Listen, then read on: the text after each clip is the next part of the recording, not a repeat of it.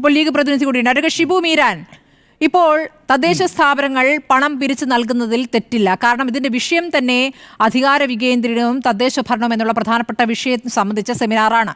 അതിൽ എല്ലാ രാഷ്ട്രീയ പാർട്ടികളെയും ക്ഷണിച്ചിട്ടുണ്ട്, കോൺഗ്രസിന്റെ MLAയും ക്ഷണിച്ചിട്ടുണ്ട്.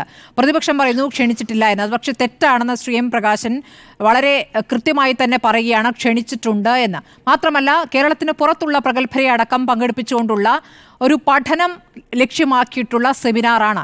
അതിൽ തദ്ദേശ സ്ഥാപനങ്ങൾ പണം തരുന്നതിൽ തെറ്റുണ്ടോ എന്നാണ് ചോദ്യം. അങ്ങനെയെങ്കിൽ UDFന്റെ കാലത്തും ഇതൊക്കെ നടന്നിട്ടുണ്ട് എന്നുകൂടി അദ്ദേഹം കൂട്ടിച്ചേർക്കുന്നുണ്ട്. സ്മൃതി, ഇത്തരത്തിലുള്ള സെമിനാറുകൾ എല്ലാ രാഷ്ട്രീയ പാർട്ടികളും സംഘടിപ്പിക്കാറുണ്ട്. അതിലേക്ക് മറ്റ് രാഷ്ട്രീയ പാർട്ടികളുടെ പ്രതിനിധികളെ ക്ഷണിക്കാറുണ്ട്, നമ്മൾ ചർച്ച ചെയ്യാറുണ്ട്. ഇതൊന്നും ഒരു പുതിയ കാര്യമില്ല, അതിലൊന്നും ഒരു തകരാറുമില്ല. CPM അതിലൊക്കെ പല ഇനീഷ്യേറ്റീവ് എടുക്കാറുണ്ട്, നല്ലത്.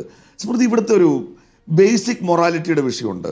ഇപ്പോൾ ഈ AKG പഠന ഗവേഷണ കേന്ദ്രം, അതേപോലെ തന്നെ പാട്ടിൻ ഗോപാലം പഠനം, ഇത് CPM നിയന്ത്രിക്കുന്ന സ്ഥാപനങ്ങളാണല്ലോ, എല്ലാവർക്കും തർക്കമില്ലല്ലോ. CPM അതിൽ കോൺഗ്രസ്സുകാരെ ക്ഷണിച്ചിട്ടുണ്ടാവാം, മുസ്ലിം ലീഗുകാരെ ക്ഷണിച്ചിട്ടുണ്ടാവാം, അവർ പോകുന്നുണ്ടാവാം. എൻ്റെ ചോദ്യം, ഈ തദ്ദേശ സ്വയംഭരണ സ്ഥാപനങ്ങളുടെ തനത് ഫണ്ട് അതെന്താ ഫണ്ട്? ഇവിടുത്തെ സാധാരണക്കാരായ ജനങ്ങൾ, പഞ്ചായത്തിൽ താമസിക്കുന്ന ആളുകൾ കൊടുക്കുന്ന ചെറിയ ചെറിയ നികുതികൾ, ലൈസൻസ് ഫീസ്, രജിസ്ട്രേഷൻ ഫീസ്, ഇതൊക്കെയാണല്ലോ. അത് പൊതുഖജനാവിലെ പണമാണല്ലോ. അതൊരു രാഷ്ട്രീയ പാർട്ടിക്ക് അവരുടെ പാർട്ടി പരിപാടിക്ക് വേണ്ടി എടുത്ത് ദീപാവലി കളിക്കാൻ അവകാശമുണ്ടോ ഇല്ലയോ? ഇതിനകത്ത് മൗലികമായ പ്രശ്നം ഇതാണ്.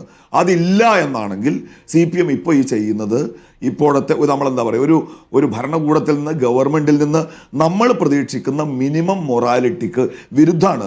അവിടെ നടക്കുന്ന പേരിലുള്ള പഠന ഗവേഷണ കേന്ദ്രത്തിന് UDF കാലത്ത്, ഉമ്മൻചാണ്ടിയുടെ കാലത്ത് തദ്ദേശ സ്ഥാപനങ്ങൾ ഫണ്ട് നൽകിയിട്ടുണ്ട് എന്ന്. ഈ CH ചെയർ പ്രവർത്തിക്കുന്ന ലീഗ് ഓഫീസിന്റെ തട്ടുംപുറത്തിന്റെ താഴെയൊന്നുമല്ല, കോഴിക്കോട് സർവകലാശാലയുടെ ഉള്ളിലാണ്. കോഴിക്കോട് സർവകലാശാല ക്യാമ്പസിനകത്താണ് ആ സ്ഥാപനം. ഇത് ഇവർ പാർട്ടി പരിപാടിക്ക് അതും കൂടി താരതമ്യം ചെയ്താൽ ശരിയാവുമോ? ഈ ബേസിക് മൊറാലിറ്റിയുടെ വിഷയത്തിൽ ഇവർ പണ്ടെങ്ങോ UDF കൊടുത്തതിന് CH ചെയർ എന്ന് വെച്ചാൽ കോഴിക്കോട് സർവകലാശാലയുടെ ക്യാമ്പസിനകത്ത് പ്രവർത്തിക്കുന്ന ഒരു സ്ഥാപനമാണത്. അതാദ്യം മനസ്സിലാക്കണം. ഇവരിങ്ങനെ സമീകരിച്ച് പോകുമ്പോൾ അതിനകത്ത് അങ്ങനെ ഒരു വ്യത്യാസമുണ്ട്. ആ വ്യത്യാസം നമ്മൾ കാണണ്ടേ? അതവിടെ നിൽക്കട്ടെ.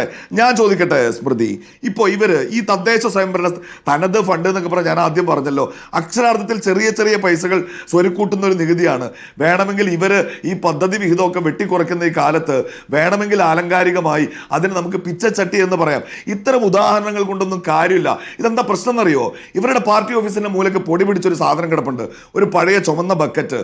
അതും കുലുക്കി പഴയതുപോലെ പിരിക്കാൻ ആളില്ലാതെ വരുമ്പോൾ ഈ പാർട്ടി പരിപാടികൾ നടത്താൻ, ഇവർക്ക് ധൗർത്ത് കാണിക്കാൻ, ധാരാളിത്തം കാണിക്കാൻ, തദ്ദേശ സ്വയംഭരണ സ്ഥാപന തെരഞ്ഞെടുപ്പിലേക്കുള്ള പൊളിറ്റിക്കൽ ക്യാമ്പയിൻ നടത്താൻ ഈ പിച്ചച്ചട്ടിയിൽ കൈയിട്ട് വാരുന്ന ഏർപ്പാട് ആദ്യം അവസാനിപ്പിക്കണം. ആ ഉത്തരവ് പിൻവലിക്കണം. കേരളം ഇന്ന് നേരിടുന്ന യാഥാർത്ഥ്യത്തിൽ ഇവിടെ എല്ലാ നിലക്കും പ്രയാസപ്പെടുന്ന ജനങ്ങളുടെ കയ്യിലേക്ക് നേരിട്ട് ആനുകൂല്യങ്ങളായി വരേണ്ട, ഏറ്റവും അടിത്തട്ടിലെ ജനാധിപത്യ വ്യവസ്ഥയ്ക്കകത്ത് ജനങ്ങളോട് ഏറ്റവും ചേർന്ന് നിൽക്കുന്ന ഒരു സംവിധാനത്തിന്റെ പണം ഇങ്ങനെ പിടുങ്ങാൻ ഇവർക്ക് ഉളുപ്പുണ്ടോ? ഞാൻ ചോദിക്കട്ടെ, നവകേരള സദസ്സിന് പിരിച്ചല്ലോ സ്മൃതി 1 ലക്ഷം രൂപ വീതം മുനിസിപ്പാലിറ്റികൾ, എൻ്റെ ഓർമ്മ ശരിയാണെങ്കിൽ 50,000 വീതം പഞ്ചായത്തുകൾ. അത് സർക്കാർ പരിപാടിയാണെന്നാണല്ലോ ഇവർ പറയുന്നത്. എന്ത് സർക്കാർ അജണ്ടയാ പരിപാടിയിലൂടെ നടന്നത്? സ്മൃതി ഒന്ന് ചോദിക്കുക, പ്രകാശ് മാഷോട് വിശദീകരിക്കാൻ. ലക്ഷക്കണക്കിന് മനുഷ്യർ സംസ്ഥാനത്തെ മുഖ്യമന്ത്രിയുടെ കയ്യിലാണ് അല്ലെങ്കിൽ മന്ത്രിയുടെ കയ്യിലാണെന്ന് പറഞ്ഞ് പരാതി കൊടുത്തല്ലോ. അതിൽ എത്ര ശതമാനം തീർപ്പാക്കി? ഇനി തീർപ്പാക്കി എന്ന് വയ്ക്ക്. ആ പരിപാടികൾ നടത്താൻ ഇവർ 140 മണ്ഡലത്തിലും ബസ് വിളിച്ച് സർക്കിട്ട് എടുത്തേണ്ട കാര്യമുണ്ടോ? ആ പണിയൊക്കെ എടുക്കാനല്ലോ ഇവിടുത്തെ സർക്കാർ. അപ്പോൾ കഴിഞ്ഞ വർഷം ഒരു കാരണം പറഞ്ഞ് സർക്കാർ പേരിൽ ലോക്സഭാ തെരഞ്ഞെടുപ്പിന് മുൻപ് ഇവർ വലിയൊരു പരിപാടി നടത്തി. ഇപ്പോൾ കണ്ണൂർ ജില്ലയിൽ 42 ലക്ഷം രൂപ ഈ രൂപത്തിൽ 37 ലക്ഷം പഞ്ചായത്തിൽ നിന്ന് 5 ലക്ഷം രജിസ്ട്രേഷൻ ഫീസ്. ഞാൻ അന്വേഷിച്ച് അറിഞ്ഞത് ശരിയാണെങ്കിൽ സ്പോൺസർഷിപ്പിന് വലിയൊരു ഹണ്ടിങ് നടക്കുന്നുണ്ട്, വലിയ പിരിവും നടക്കുന്നുണ്ട്. 1.5 കോടി റുപ്യ ഇതിൻ്റെ ഭാഗമായിട്ട് ഉണ്ടാക്കാൻ പോവുക. അപ്പോൾ ഈ ഏർപ്പാട് ഇതൊരു മൊറാലിറ്റിക്ക് നിരക്കുന്നതല്ല. ഈ പാവപ്പെട്ട ജനങ്ങളുടെ പൈസ ഇങ്ങനെ തട്ടിയെടുക്കുന്നത്, പാർട്ടി പരിപാടി നടത്താൻ, കൊടി കെട്ടാനും ഫ്ലക്സ് കെട്ടാനും തട്ടിയെടുക്കുന്നത് ശരിയല്ല.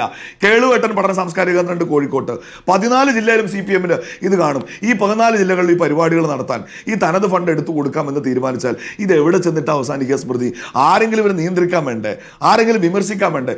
ഇവർക്ക് സ്വയം ഒരു ഉളുപ്പ് തോന്നണ്ടേ? പാവപ്പെട്ട മനുഷ്യന്മാരുടെ പൈസ ഇത് ഞങ്ങളുടെ പാർട്ടി കാര്യത്തിന് ഞങ്ങളെടുത്ത് ചെലവാക്കിക്കൂടാ.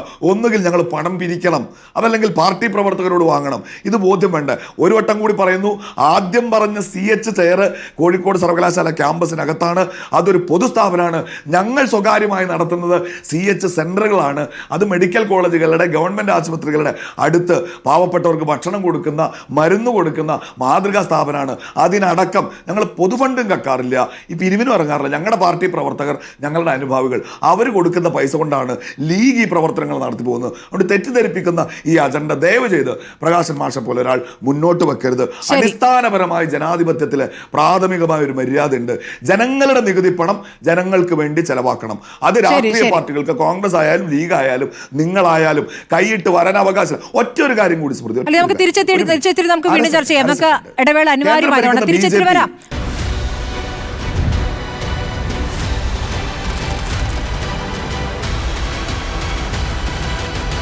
Debate with Smriti Parithikar.